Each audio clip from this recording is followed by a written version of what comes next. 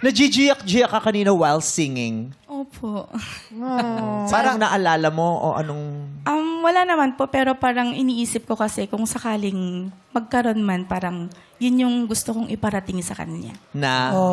Na, maari bang wag ka nang lumisan? Naranasan mo na ba yan? Yung taong mahal mo parang papalayo na sa'yo. Opo. Ay. Nagmakaawa ka. Slight. Nakiusap ka. Opo. Nagpakababa. Sakto lang. Kasi 'di ba maraming yung kahit magpakababa, gagawin ang pagpapakababa para lang maantala yung paglisan ng taong mahal niya. True. 'Di ba? Yung kahit alam mong aalis, yung kahit alam mo namang mawawala pero pwede bang wag muna? Oo.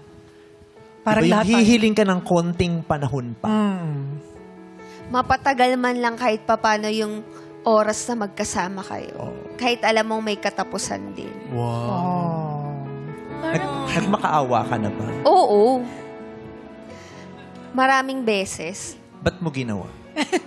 Siyempre, mahal mo eh. Kahit alam mong masakit yung sitwasyon, pero alam mong pagkapiling mo siya, sasaya ka naman eh. 'Di ba? So, tatalikuran mo yung masakit. Mas iintindihin mo yung mahal ko to eh, kaya gusto kong makasama tong tao na to. True. Totoo. Oo. Sa puntong to, alam mo, paminsan-minsan talagang may sinasabi si Wency Cornejo sa... Oo. Ay, hindi pala si Wency Cornejo. Sino ba yan? Si Medwin niya. Medwin ng True Faith. Pero alam mo, mayroon akong nasabi dun sa nabasa ko na, yung tao daw, nagdidesisyon siya na ihinto yung relasyon, hindi dahil sa nakita niyang red flag. Hindi naman daw yung red flag ang nagsasabi kung bakit iiwan mo siya eh.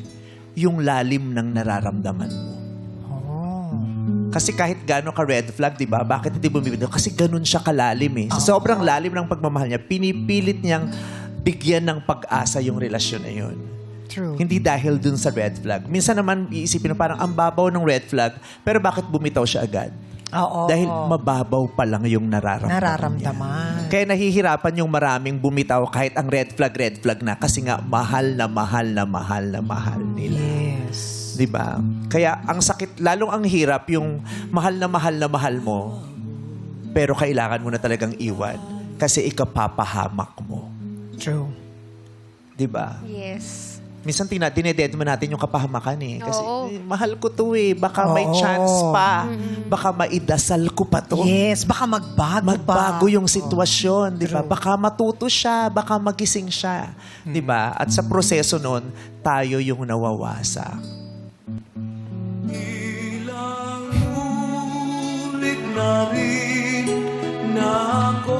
Nakakatakot ba ng pag-ibig pero hindi tayo pwedeng tumigil sa pag-asa Yes. na darating ang panahon na magiging lubos na matamis yung karanasan natin ng pagmamahal.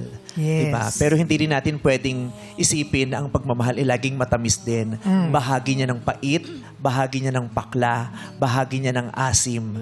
Pero yan ang bumubuo sa lahat ng lasa ng totoong pag-ibig. Tama. Ilang ulit na... Nawala ilang ulit. Yung kuyo dun ko tuwing hihina ako, ganun yon. Alam mo, kaya dapat ang pag-ibig talagang puso natin nakabukas yan, di ba? Dahil hindi mabubuo ang pagkatao ni Numan kung walang pag-ibig.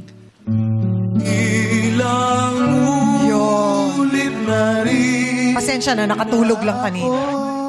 Dahil ang tao talaga, ang lubos na pagpapala, mararamdaman mo kung ikaw ay tumatanggap at nakapagbibigay ng pag-ibig.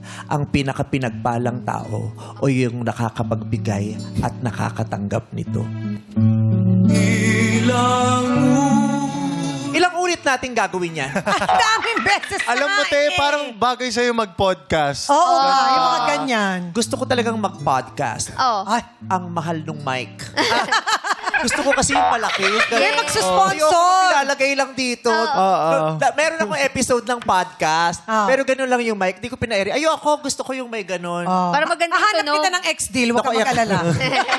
Uy, baka sabihin nila, lagi na lang ako nanghihingi dito. Salamat po dun sa solar panel. Meron na! Na-achieve na! Alam mo, Yes. magsabi ka lang kung anong gusto mo. Yes. Gagawa ng paraan ni Jugs. Si Jugs magaling na. Pero masarap, Natuto na sa masarap akin. mag-podcast kasi may malaking mic na Oo. may stand na Ako bahala, ex-deal tayo. Yes, Sige, itong maghahanap number one tayo. student ko si Yes. Jugs. Yes. Yan Oo. kayo, Galing yan si Jugs. Naipasa mo sa kanyang obligasyon. Thank you, Cha. Parang marami kaming matututunan sa programa. Tama. Programa mo. Abangan namin ang episode mo ng podcast. Pero alam mo, marami tayong naririnig sa kapwa na sinasabi tungkol sa pag-ibig. Diba? Na parang sinasabi, ay, magandang leksyon, magandang aral yun. Ia-apply ko yun. Hindi naman totoo yun. Oo, minsan Dahil sa alam mo totoong na nga. buhay, ang nakapagtuturo sa'yo ay yung sarili mong karanasan. True. Ang nakapagbibigay sa'yo ng aral ay yung sarili mong pagkakamali. Tama Tama. naman.